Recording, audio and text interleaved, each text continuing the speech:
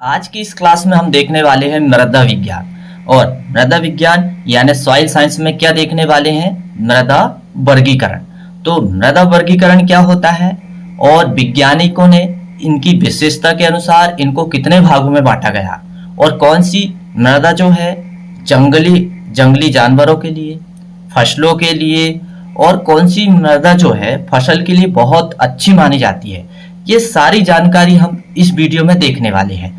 और यह क्लास जो है, चाहे वो एग्रीकल्चर का कोई भी एग्जाम हो और अभी जो प्रेजेंट में होने वाला है एएफओ का एग्जाम, उसके बेस्ड है और हम पूरी जानकारी इसमें देखने वाले हैं। हालांकि जो है एक वैज्ञानिक थे जिसका नाम था डॉक्टर ग्यूडी स्मिथ। इन्होंने जो है मृदा को इनकी विशेषता के अनुसार, इनके खनिजों के अनुसार इन्हें 12 वर्गों में बांटा था। तो ये के करके हम पूरा समझने वाले हैं। तो आइए, नमस्कार दोस्तों, मैं सचिन राय और आपके अपने YouTube channel PAT with Sachin में एक बार फिर से आपका स्वागत है। यदि आप चैनल में पहली बार विजिट कर रहे हैं तो ऐसे एग्रीकल्चर के नए नए अपडेट के लिए चैनल को सब्सक्राइब जरूर कर लें। तो चलिए हम स्टार्ट करते हैं मृदा वर्गीकरण यानी सॉइल क्लासिफिकेशन। तो मृदा वर्गीकरण के जनक डॉक्टर ग्यूडी स्मिथ को माना जाता है। आधुनिक मिट्टी का वर्गीकरण, अभी के हिसाब से जो मिट्टी का वर्गीकरण किया गया है, मिट्टी के वर्गीकरण की संपीड़न प्रणाली यानी कॉम्प्रिहेंसिव सिस्टम, यह 7वीं सन्निकटन पर आधारित अमेरिका की व्यापक मृदा वर्गीकरण प्रणाली है। तो ये जो वर्गीकरण है, एक अमेरिका की एक एजेंसी है जिसका नाम है अमेरिका की व्यापक मृदा वर्गीकरण प्रणाली 7वीं सन्निकटन। ये एक प्रणाली है। इस प्रणाली को ग्यूडी स्मिथ के नेतृत्व में विकसित किया गया। ये वैज्ञानिक के संरक्षण में ये जो वर्गीकरण को किया गया, और इन्होंने एक एक पॉइंट को बहुत अच्छे से समझाया है और बहुत ही ज्यादा महत्वपूर्ण ध्यान देकर इसको वर्गीकरण किया गया। इसकी प्राकृतिक शरीर अवधारणा और 2 प्रमुख विशेषताएं थी। इसकी प्राकृतिक शरीर अवधारणा और 2 प्रमुख विशेषताएं थी, और यह बात कब कही गई? 1975 में। प्राथमिक आधार क्या है? मिट्टी की उत्पत्ति के बजाय किसमें फोकस किया गया वर्गीकरण में? मिट्टी के गुणों पर विभिन्न वर्गों की पहचान के लिए। मिट्टी की उत्पत्ति के बजाय मिट्टी के गुणों पर विभिन्न वर्गों की पहचान के लिए वर्गीकरण किया गया। यहां पर जो हम वर्गीकरण देखेंगे उनको जो है उत्पत्ति के आधार पर नहीं देखेंगे, उनके खनिज के आधार पर देखेंगे, उनकी विशेषता के आधार पर देखेंगे कि कौन सा वर्गीकरण सबसे अच्छा, कौन सा गण जो है मिट्टी का अच्छा माना जाता है उत्पादन की दृष्टि से, और कौन से गण में संस्तर पाए जाते हैं और किसमें संस्तर नहीं पाए जाते हैं, या फिर संस्तर पाए भी जाते हैं तो कितने संस्तर पाए जाते हैं। ये सारी जानकारी इन्होंने बहुत अच्छे से समझाया, और मैं समझता हूं कि आपको बहुत अच्छे से सटीक समझ में आता होगा। और ये वर्गीकरण की प्रणाली 2 भाषा में की गई थी, या तो लैटिन भाषा या तो ग्रीक भाषा। ये 2 भाषा का उपयोग किया गया था। अब वर्गीकरण किया गया था, तो इस प्रणाली में 6 श्रेणियां अपनाई गई थी। कितनी श्रेणियां अपनाई गई थी? 6 श्रेणियां अपनाई गई थी। अब 6 श्रेणियां में क्या क्या था? तो प्रथम जो श्रेणी थी गण था। क्या था? गण यानी ऑर्डर। यह उच्चतम श्रेणी है। जब 6 श्रेणियों में यह प्रणाली को अपनाया गया वर्गीकरण की, तो प्रथम जो प्रणाली है वो क्या थी? गण। और गण जो है उच्चतम श्रेणी मानी जाती है ये वैज्ञानिक के अनुसार। और इसमें मिट्टी के कितने गण होते हैं? 12 गण होते हैं। मिट्टी को कितने वर्गों में या कितने गणों में बांटा गया? 12 गण में बांटा गया। अब उपगण, इस वर्गीकरण के उपगण कितने हैं? 63, जिन्हें उप आदेश कहते हैं। जिन्हें क्या कहते हैं? उप आदेश कहते हैं। और महान समूह कितने थे? 240 से अधिक। महान समूह कितने थे? 240 से अधिक। हालांकि ये समझने में आपको थोड़ी परेशानी हो सकती है, लेकिन कोई बात नहीं, हम कोशिश कर रहे हैं कि आपको ठीक से समझ में आ जाए। हो सकता है किसी किसी विद्यार्थी को समझने में थोड़ी दिक्कत हो, लेकिन नहीं, यदि जो विद्यार्थी ऑनेस्ट है, पढ़ाई बहुत अच्छे से करता है, तो बिल्कुल वो इसके बारे में बहुत अच्छे से समझने वाला है, और जो नए भी हैं उनको भी बहुत अच्छे से समझ में आ जाएगा। तो केवल आप एक आधार बनाइए, एक एक पॉइंट को केवल आप पढ़िए मेरे साथ। जब आपको पूरा पढ़ के हो जाएगा, पूरा हमारा वीडियो कंप्लीट हो जाएगा, तो आपको जो है लास्ट में निष्कर्ष निकलेगा और पूरा समझ में आ जाएगा कि आखिर ये है क्या वर्गीकरण, क्या है। कभी कभी क्या रहता है कि कुछ हम नया देखते हैं तो हमें लगता है कि ये क्या है, कुछ लोग स्किप कर जाते हैं।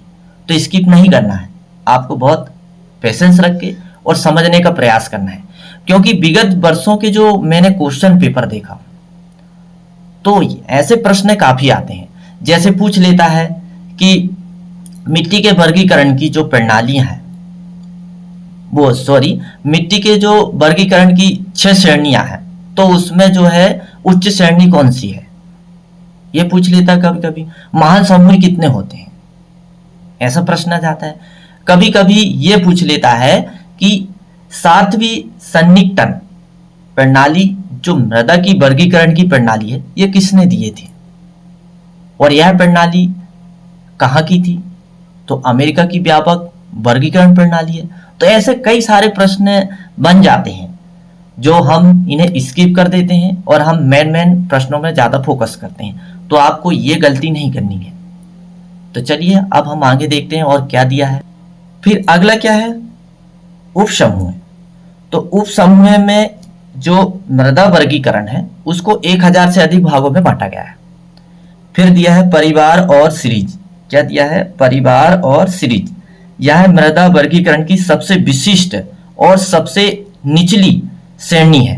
यह मृदा वर्गीकरण की सबसे विशिष्ट और सबसे निचली श्रेणी है, और ये जो है भारत में 2000 से अधिक, भारत में 200 से अधिक है। तो ये हमने देखे मृदा प्रणाली के लिए 6 श्रेणियां। अब हम आगे देखते हैं क्या दिया। मृदा वर्गीकरण की सबसे छोटी इकाई, मृदा वर्गीकरण की, हालांकि मृदा वर्गीकरण की सबसे श्रेष्ठ और उच्चतम इकाई कौन सी है, जो हमने देखे गण है, लेकिन सबसे छोटी क्या है, मृदा सीरीज है। क्या है सबसे छोटी, मृदा सीरीज। अब जो वर्गीकरण जो डॉक्टर यूडी स्मिथ ने किया था, जो अमेरिका के एक वैज्ञानिक थे, तो उन्होंने जो है व्युत्पत्ति में मिट्टी को 12 गण में बांटा। कितने गण में, 12 गण में बांटा। अब 12 गण में कैसे बांटा, हालांकि एक यहाँ पर शॉर्ट ट्रिक भी है याद रखने की शॉर्ट ट्रिक भी है। आ बगामी हाउस, क्या दिया है, आ बेगामी हाउस। आप ऐसा भी याद रख सकते हैं, लेकिन इतना याद रखना पर्याप्त नहीं है, आपको पहले डीपली समझना चाहिए। यदि आपको डीपली समझ में आ जाता है तो निश्चित ही है ये यहाँ पर जो हमने ट्रिक बनाए हैं वो आप खुद से भी तैयार कर सकते हैं। तो चलिए पहला हम जो देखने वाले हैं सॉइल ऑर्डर। एक साइड हमारे सामने सीरियल नंबर है, सॉइल ऑर्डर है, और फिर क्या है, फीचर्स है। तो ये सॉइल ऑर्डर्स है और इसके यानी मिट्टी का गढ़ है, और इसके क्या फीचर्स है वो हम देखने वाले हैं। तो सबसे पहले हम देखेंगे इंसेप्टिसोल। क्या देखेंगे, इंसेप्टिसोल। इंसेप्टिसोल जो है, इंसेप्टिसोल का मतलब होता है शुरुआत। इंसेप्टिसोल का मतलब क्या होता है, शुरुआत। और यह एक लैटिन भाषा का शब्द है। इंसेप्टिसोल लैटिन भाषा का शब्द है, और इसका जो अर्थ हम देखें तो इसका मतलब होता है शुरुआत। अब क्या दिया है, ये यंग मिट्टी है। ये यदि हम गढ़ देखें तो ये सबसे यंग मिट्टी मानी जाती है, और इसमें न्यूनतम संस्तर विकास को प्रदर्शित करती है। मतलब इसमें जो संस्तर जो पाई जाती है, ABCO, ये संस्तर होती है, तो ये न्यूनतम विकास को प्रदर्शित करती है। मतलब संस्तर की शुरुआत यहां से होती है। लेकिन हम यदि देखें तो दुनिया में सबसे बड़ा मृदा गढ़ यही है, इंसेप्टिसोल।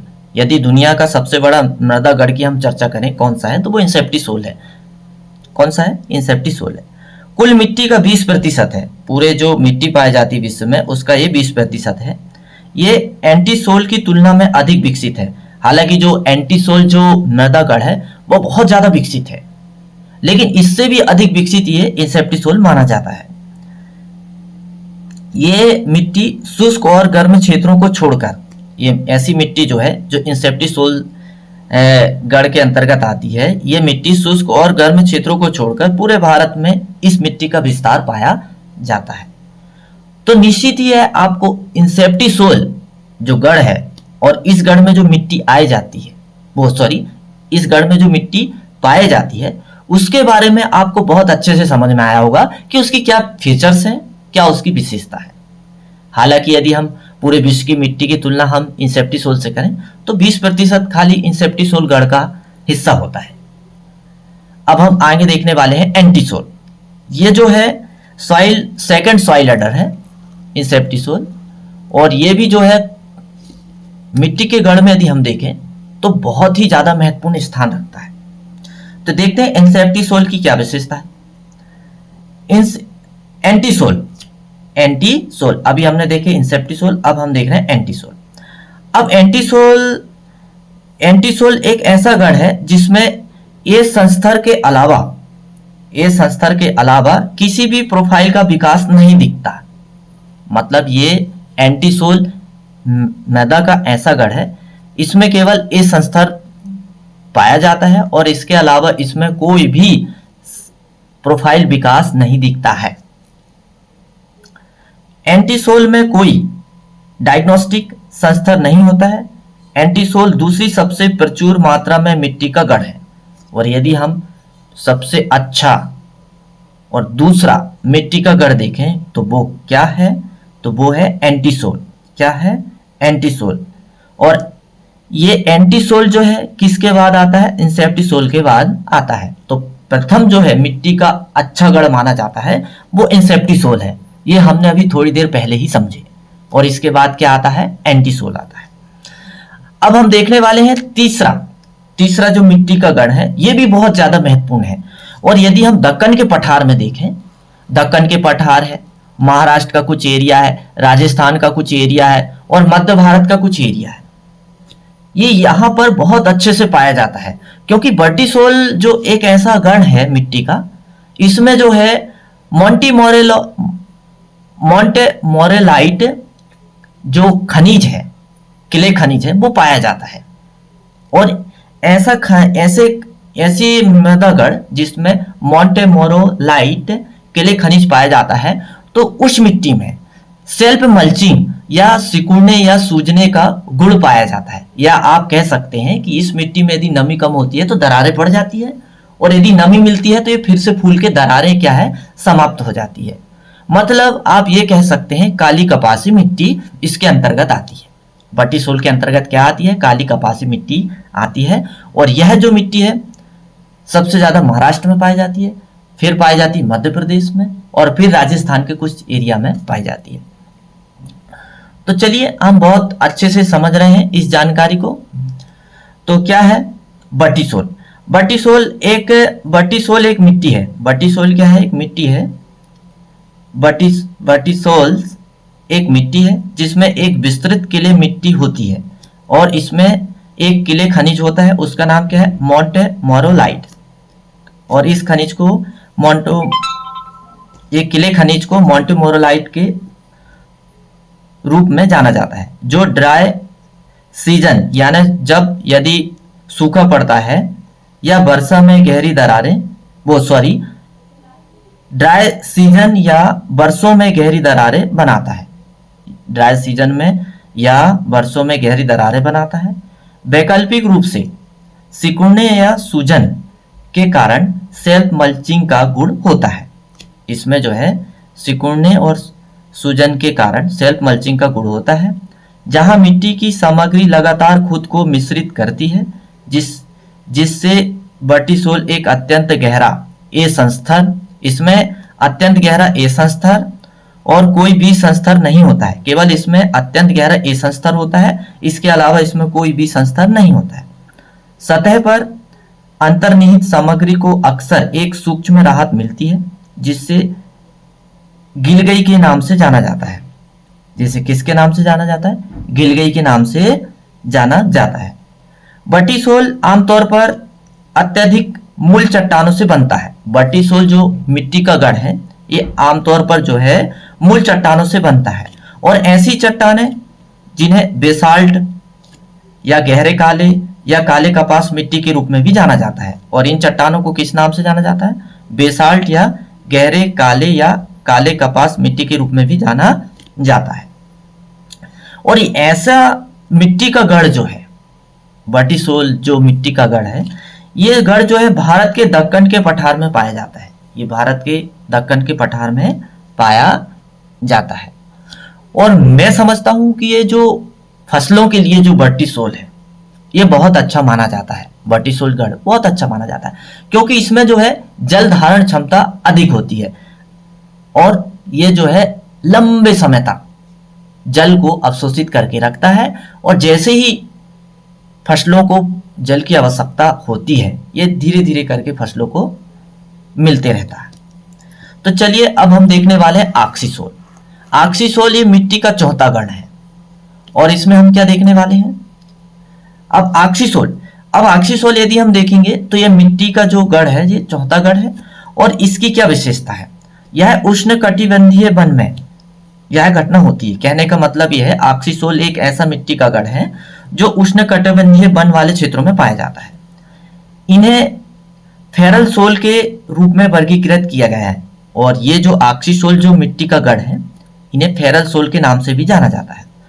कुछ ऑक्सीसोल को पहले लेटेराइट मिट्टी के रूप में वर्गीकृत किया गया था। इससे पहले जब वर्गीकरण किया गया था तो ठीक से वर्गीकरण नहीं हो पाया था, तो उस समय जो है कुछ ऑक्सीसोल को लेटेराइट मिट्टी के रूप में वर्गीकृत किया गया था। लेकिन ऑक्सीसोल की मिट्टी के गठन की मुख्य प्रक्रिया जानवरों के कारण अपक्षय, नमी और पेट्रीवेशन है। लेकिन जो ऑक्सीसोल जो मिट्टी बनती है, इस मिट्टी का जो बनने का कारण है वो क्या है? जानवरों के कारण, यानी मिट्टी के गठन की मुख्य प्रक्रिया जानवरों के कारण अपक्षय, यानी जानवरों के कारण मिट्टी का जो कटाव होना, फिर नमी, और तीसरा कारण क्या है? पेडोट्रीवेशन। क्या है? पेडोट्रीवेशन है। नम क्षेत्रों में पाया जाता है और ऐसा जो ऑक्सीसोल जो मिट्टी का गढ़ है, ये नम क्षेत्रों में पाया जाता है। उन्हें सभी गहराइयों पर मिट्टी के रूप में परिभाषित किया गया है। और ऐसा जो गढ़ है ऑक्सीसोल, इन्हें सभी गहराइयों पर मिट्टी के रूप में परिभाषित किया गया है। हालांकि यदि हम देखें तो जंगली जो क्षेत्र है, जंगलों में, तो वो ऑक्सीसोल ही पाया जाता है। अब आगे जो है हमारे सामने अगला जो मिट्टी का गण है, जो थोड़ा सा दिया हुआ है। हालांकि हमें इस क्लास में हमारी एक क्लास और होगी मिट्टी के गढ़ के बारे में। ये हमारी आज की जो मृदा वर्गीकरण की पहली क्लास है, लेकिन हमारी अभी एक क्लास और होगी इसमें, तो उसमें हम बहुत अच्छे से समझने वाले हैं।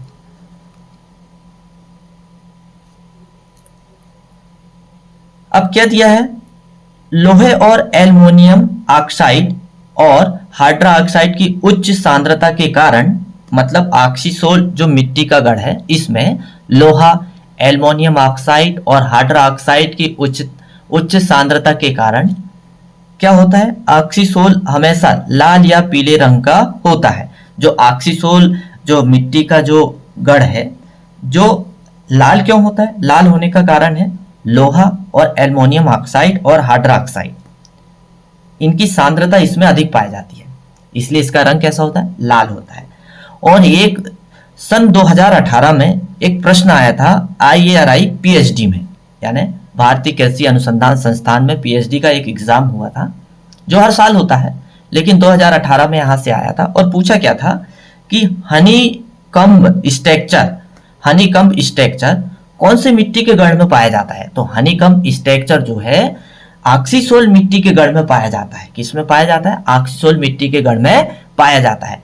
हालांकि ये छोटे छोटी जो अभी हम थ्योरेटिकल जो हमारी क्लास है, तो आपको छोटे छोटे पॉइंट को बहुत अच्छे से याद रखना पड़ेगा, क्योंकि ये छोटे छोटे पॉइंट से ही प्रश्न बनते हैं।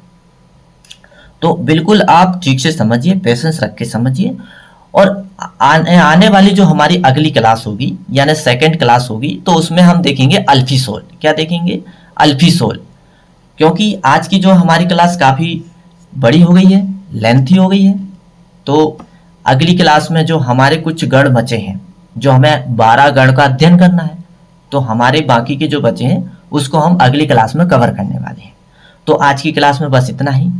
तो आपको क्या समझ में आया, क्या नहीं आया, आप मुझे कमेंट्स करके ज़रूर बताइएगा। हाँ, लेकिन एक बात है, यदि आप पहली बार मेरे चैनल में विजिट कर रहे हैं तो आप सब्सक्राइब जरूर कर लीजिए, क्योंकि ऐसे एग्रीकल्चर के अपडेट मैं प्रतिदिन आपके लिए लेके आते रहता हूँ, ताकि जो है आपकी पेपर की तैयारी बनी रहे।